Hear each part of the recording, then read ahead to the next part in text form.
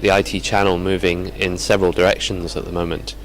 Clearly there's a big trend towards IT as a service, and by that at Canalys we're really encompassing managed services, hosted services, cloud services, anything delivered as a service. So there's lots of elements to that, but really it's about moving to annuity or recurring revenue, and about responding to the way that customers are now procuring and consuming technology. You know, they want to consume it perhaps on an OPEX basis rather than just a CAPEX basis.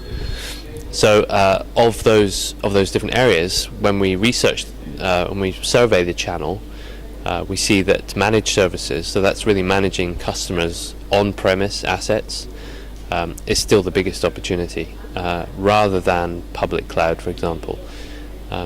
Customers, I think, are gradually migrating their IT environments from, you know, on-premise purchased or on-premise resold to more of a managed service model. So they're looking to their resellers to be able to provide that management capability to them.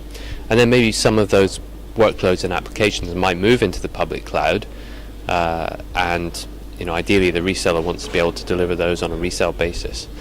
But I think the channel is still wary of reselling public cloud.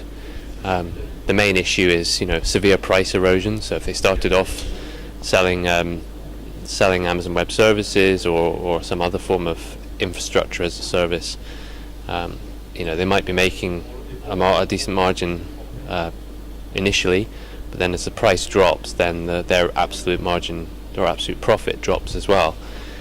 So that's one concern, and the other concern is really cloud providers going direct.